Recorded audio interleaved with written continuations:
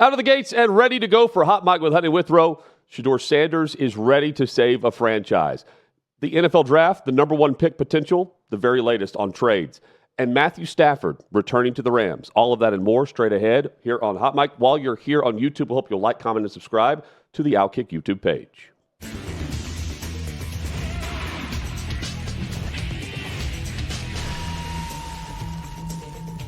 So it's all about confidence and maturity, leadership abilities, competitive drive, talent. That's what the teams at the top of this NFL draft want to see from the quarterbacks. And really since, I don't know, what would you say, November? We have not had a definitive answer on Shedeur Sanders or Cam Ward, even though I feel like what I just mentioned in the traits that we look for from quarterbacks, they possess. They possess a lot of them. How much? Well, teams have to decide on all of that. They both have enough confidence to sell you on their ability. Can they sell it whenever they're not in the room, when they're on tape? They're about to go through, they've just got done at the NFL Combine with a huge week, but it's really a huge 2 weeks because they are going to be taking a lot of visits in a very short amount of time to their future NFL franchise. One of them will be. And as far as Shedeur Sanders is concerned, I think teams know more about him and his makeup than they do Cam Ward. More on that in a moment. But if you're the Tennessee Titans or the Cleveland Browns, the New York Giants, the New York Jets, this is what you're getting in the room when you're sitting across from Shedeur Sanders in terms of what he's going to bring to your franchise. If you ain't trying to change the franchise or the culture, don't give me. So you should know history repeats itself over and over and over, and I've done it over and over and over, so it should be no question why an NFL franchise should pick me. You think I'm worried about what critics say or what people got to say? You know who my dad is? They hated on him too. So it's like it's almost normal. Without people hating, it's not normal for us. So we like diversity. We like everything that comes with the name. That's why we are who we are. So on one hand, it's about the culture change, and it's Shedeur. And on the other hand there, it's about the Sanders primetime brand. And I think there are those who are conflicted on that. I would be. I mean, you end up, I mean, for one, we know that Deion has said there is at least one franchise he would not let his son play for. It doesn't appear to be Cleveland because he's meeting with Cleveland. It'll be his first visit. Doesn't appear to be the Tennessee Titans because he's going to be visiting the Titans later this week too. But, you know, it ends up being about Deion and the family. It will always be that, even though the other part of this, the part that I really love about Shedeur, he's not his dad. I think he's more confident than cocky. And I think that confidence leads into his leadership abilities on the field. He does a great job with that. Players look to him. Also, I mean, the confidence, Deion has that too. That's what makes the greats great. But it's also the X factor. You have to have the talents and the traits, the physical traits. But Shedeur is saying, hey, the X factor for me is, well, I'll let him say it. No, it's extremely important to keep your mental in the best place because that's what my game is played. My game's not played from my legs and not even just my arm. So I know longevity, the all-time greats, what's Tom Brady's best trait? His mental. He's able to think. So if you have those traits of greatness and I know where I'm heading, then why wouldn't the franchise pick me? You got the ultimate cheat code. Ultimate cheat code. Now, I think the majority of those, Vegas is one of them. By far, the belief is Cam Ward is going to be the number one overall pick. And there's plenty of debate going on in Nashville about what the Titans will do with the number one overall pick. But at number two, what do the Browns think about quarterback and which one? That choice could be made just by the Titans. That choice could be made by the Giants, who want to trade ahead of Cleveland, or the Jets, who are now, of course, looking for that young quarterback difference maker. Would Cleveland go with Shedeur? Well, that would be the culture change. And mentioning this a week before the Combine started, if it's not Cleveland that Deion's talking about, And Shedeur, by the way, has said, like, hey, I've told my dad, like, it's time for me to soar, meaning he wants to do this as Shedeur, not where Deion's constantly calling and checking in on him, which he said he was doing at the Shrine Bowl. We'll see how that works out. But what I'm hearing a little bit of there, the culture change is, I can do what I did at Colorado, where he certainly changed the whole outlook for Colorado football. In big part because of his dad, but again, he was the quarterback that did all of this, and Travis Hunter's the Heisman Trophy winner in the second year. Could he do that with the Cleveland Browns? A franchise that has been pathetic, miserable, in the land of the lost when it comes to quarterback in that position. It's about the intangibles. Who can handle that? Can Cam Ward handle that? Maybe. Can Shedeur handle it? I think he can handle the criticism. Can he handle being able to ball out at the NFL level? We don't know that about either quarterback here. There's no definitive answer, but there never really is. You know, that transformational, generational talent that the Titans have talked about that they're looking for.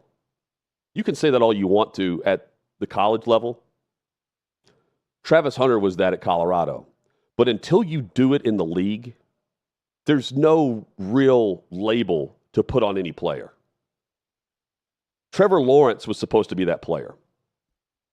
Trevor Lawrence is just your average NFL quarterback right now. He's not generational in the NFL. So the label of generational just goes to the college level. That's Travis Hunter. What is Shedeur at the NFL level? Do the Giants believe they can put everything in that basket and trade up and go get their guy? Do the Browns automatically take quarterback even if Cam Ward is gone whenever they draft at 2? Do they need to trade up one spot to guarantee they get their guy, Cam Ward? Because the belief is if they wait, they can get Shedeur because Cam Ward's going number 1.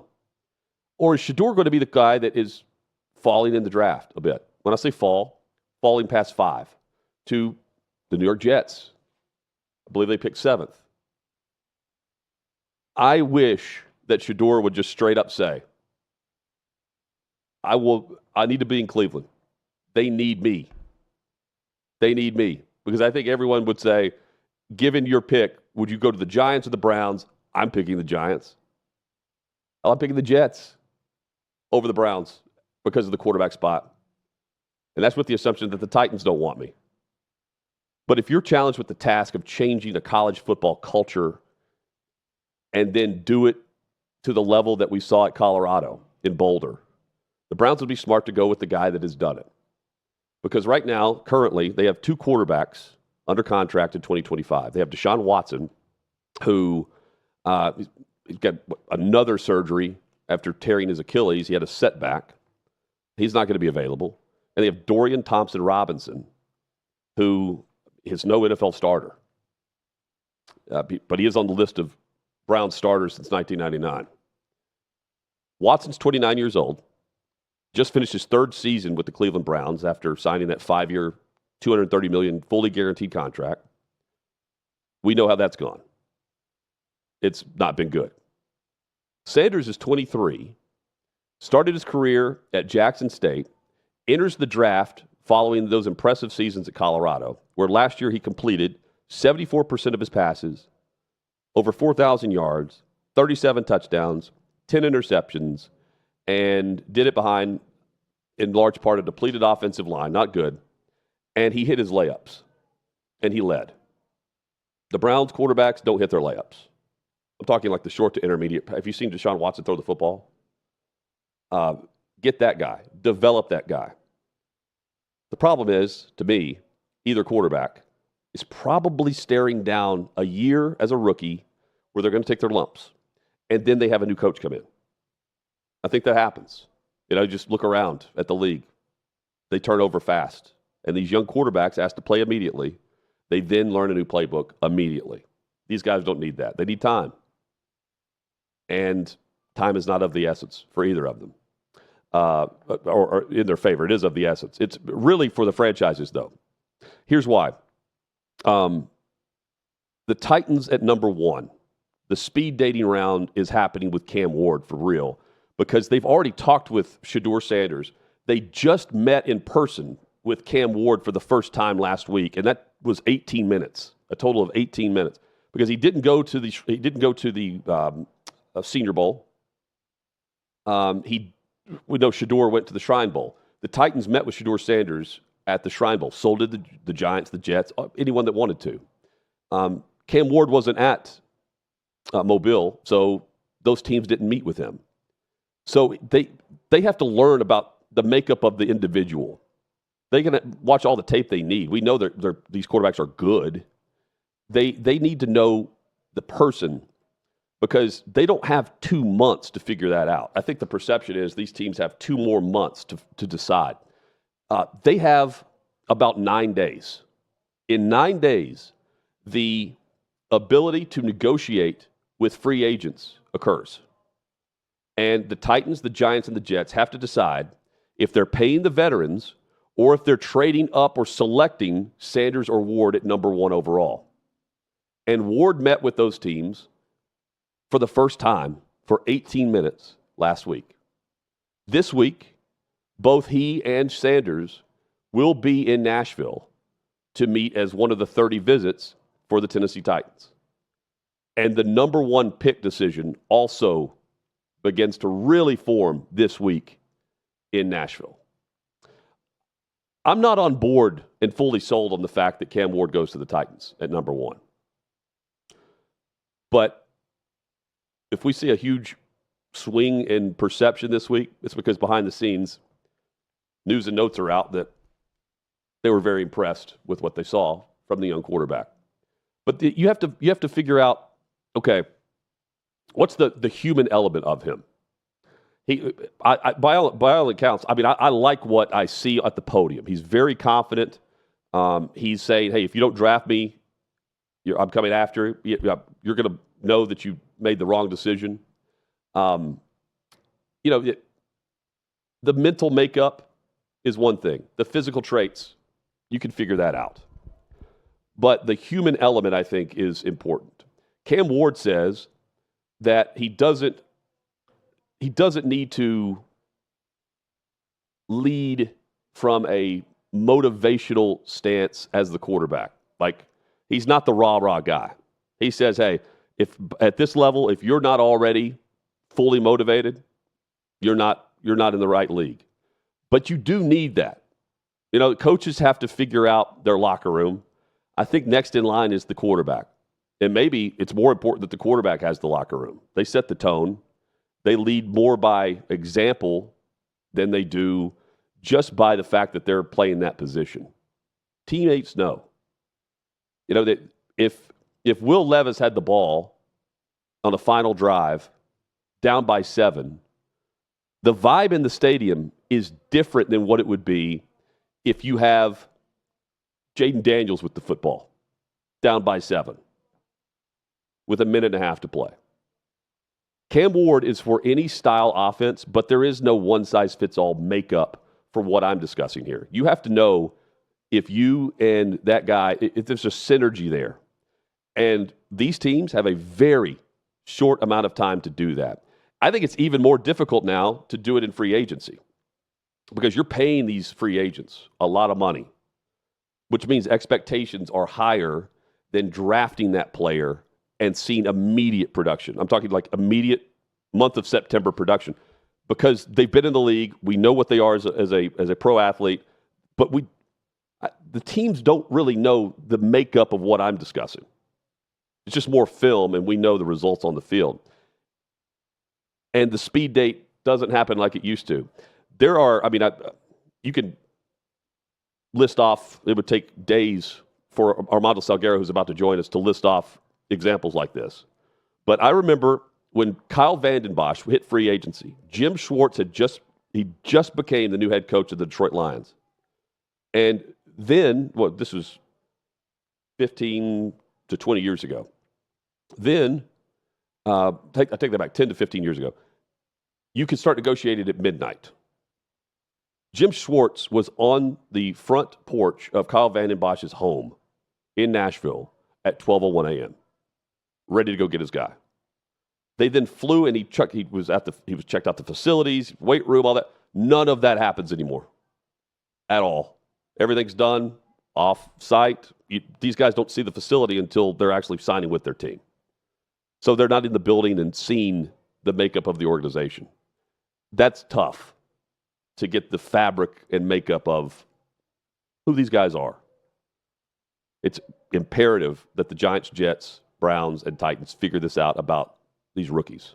And I think we know more about the intangibles of Shedeur Sanders than we do Cam Ward. The intangibles from the combine, they're important. But the lead story was a media fight. South Park has Cripple Fight. It's one of my favorite episodes of South Park. This has to be one of my favorite stories from the NFL Combine. There are media fights all the time. When I say fights, I mean talking like verbal altercations where you think they could come to blows, but they don't.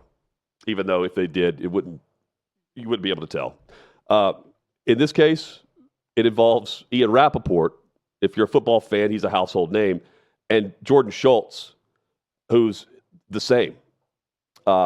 He's also a prominent name because he's the son of Howard Schultz, who owns the Starbucks empire.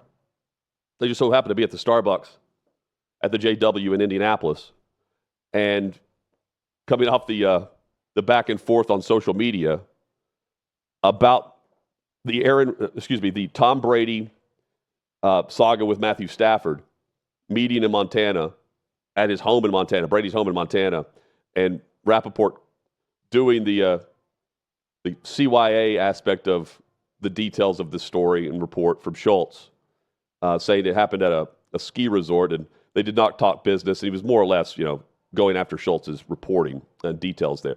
Schultz took offense to it. There is a background to these two. This isn't like the first time that Schultz has been pissed off or Rappaport's been pissed off at either side. But this photo, Charles Robinson was on an interview last week and referenced this photo. Let's put it back up. This is the photo I referenced on the show that existed, that was making the rounds through the media, kind of like laughing, like because of just how funny this is, that someone took out the phone while Rappaport is talking with some NFL person or agent, something.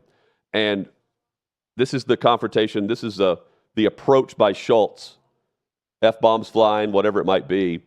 And the Starbucks logo is right over the top of them. I mean, it's just poetic in a way that you can see how this all played out. I would have loved to have been firsthand for it. And we knew, I said that the photo's going to make the rounds and eventually make social media. I was hoping for more than what we see. Unfortunately, it's this instead of, a finger point or them like a face-off like we'd see in UFC. But there'll be more of this because Rappaport keeps joking about Duncan and all that. I think Jordan Schultz is serious about it. Rappaport, ran to NFL security outside the door and reported it to them instead of Schultz's handling of it, which was, hey, it's over with. When he says that, this incident's over with. There will be more between these two because Rappaport will continue to joke around about it with outlets that will always bring it up. Over the weekend, Matthew Stafford, Friday, he ends up staying with the Los Angeles Rams. They get a deal done. And what does that mean? Well, it doesn't upset the apple cart, or maybe it upsets certain organizations that could have landed him, like the Las Vegas Raiders. They now have to go to Plan B. The New York Giants have to go to Plan B. They are desperate to get something done because they immediately go back into the reports where they immediately go back into this think tank of, okay, do we go Aaron Rodgers or do we go rookie? Like, what are we doing here? This was last week in Indy. The Jets are also involved. We know they're not going Rodgers, but the Browns and Titans are picks 1 and 2. So if Sanders or Ward truly impress the Giants or Jets, there's the draft trade haul for the Titans or the Browns for that matter. But the Browns are drafting QB. Titans don't necessarily have to.